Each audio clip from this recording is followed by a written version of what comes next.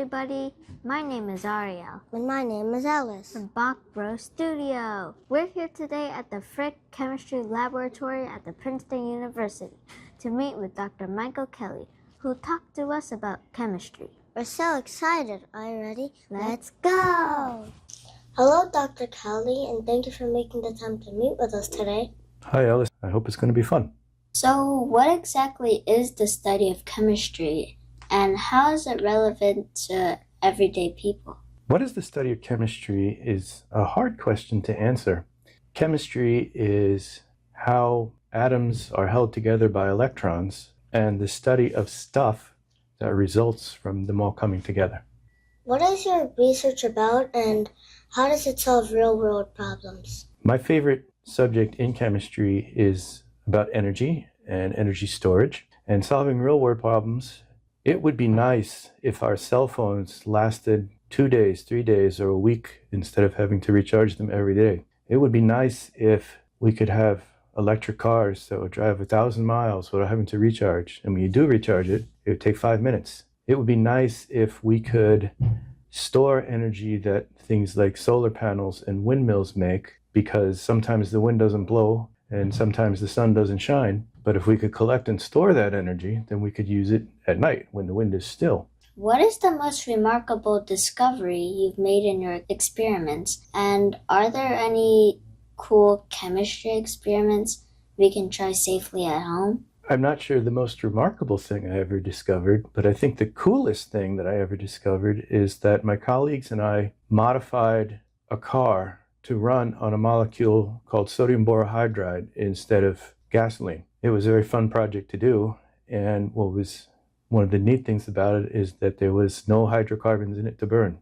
We used the sodium borohydride to react with water to turn it to hydrogen gas, and then ran the hydrogen gas into either an engine or a fuel cell, and you could drive it around on the roads.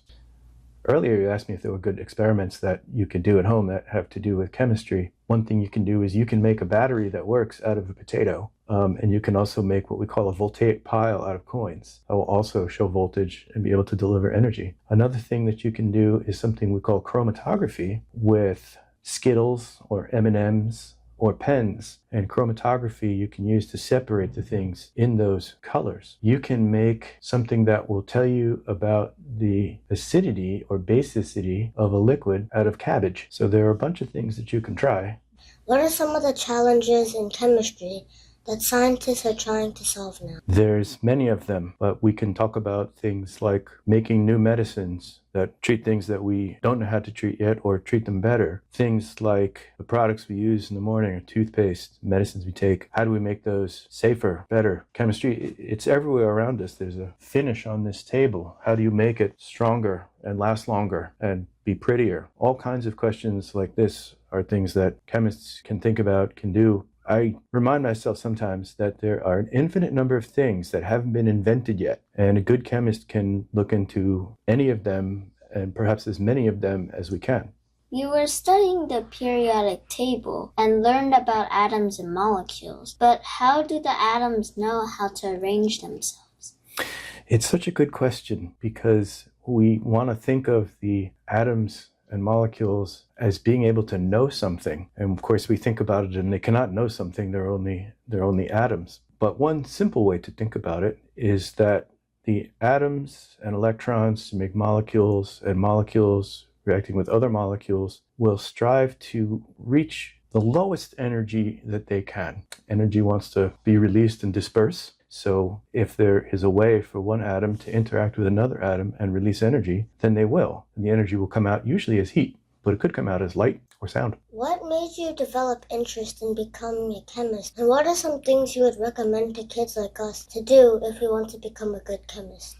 My mother used to say, I imagine you someday in a lab coat, because I was kind of a curious kid. And I think the thing that you can do if you want to be a good chemist is stay curious. Kids are the most natural scientists there are, because you always explore. What does this do? Why does that work? And if you stick with that, what is this made of? Why is it made of that and not something else? You'll be asking chemistry type questions and start to wonder, can we do better? And you're well on your way to being a chemist. Thank you, Professor Kelly. Thank you, Alice. This is fun. Thank you. Thank you, Dr. Ariel. Kelly.